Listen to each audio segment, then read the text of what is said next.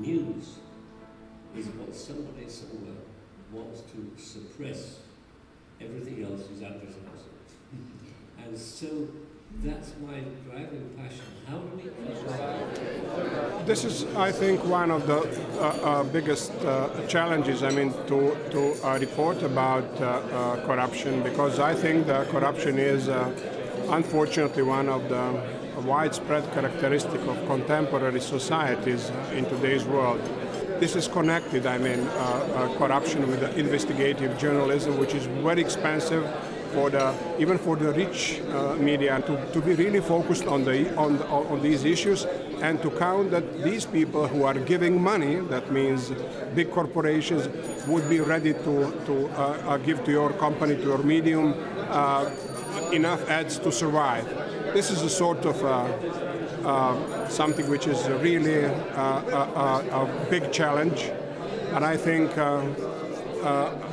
journalists and media should be aware of enough of the importance of that and stick to the values of the profession, that is of the job, in a way that nothing can prevent us from doing things which are so important for the public interest. We cannot deny that freedom of press is threatened nowadays all over the world, especially in the third world, where you have security measures and political conditions prevailing, and where journalists don't feel at ease to practice their work in a professional way, because sometimes big responsibles, big leaders would prefer to have some silence concerning some issues because it's in their own interest, and that means people working for media in whatever field, they will feel this pressure because even they will be fired, or they will have to accept the conditions put on them and not express themselves freely in a liberal way and in a professional way, so they can highlight all the truth and make it known from the public. So I think that till now there will be a lot of difficulties concerning freedom of press, especially in the Middle East, the place where I come from. One thing that I take from this report is the idea of news as a much more collaborative venture, involving the audience not only as consumers of news, but as producers of news. And I think it's also going to be collaborative in terms of emerging business models. The old simple models of simply advertising, for example, in the case of a channel like yours, probably won't be enough to sustain things. How are you thinking about the role of your audience in what you're doing within N24? We have, one, people pointing us to where the news is. Two, people contributing to the news. We as an organization contributing to the news to other bigger organizations, and thereby enhancing the business itself, because you think about a company like mine contributing to CNN, to Reuters. It's in a scale of the ratings that comes after that. So you're good enough to do this.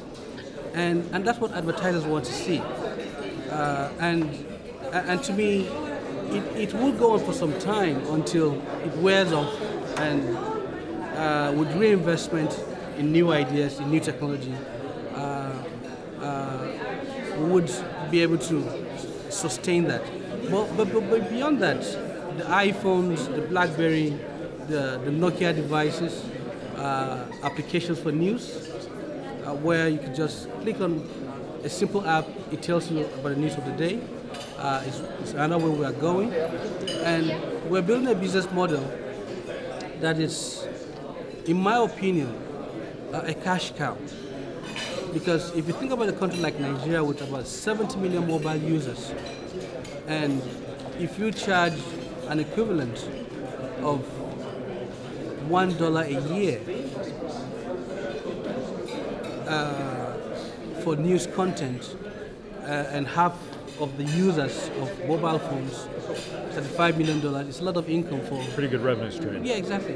What I like about this notion of collaboration is that I think it can be a path to creating new value, which is exactly what you're talking about. if we're going to need new ways of sustaining news, we have to first create the value that people are actually paying for, and collaboration is one way to do it.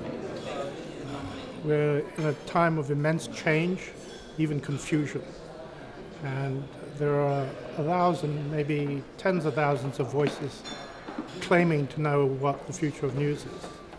But for me personally, any of these voices alone is persuasive.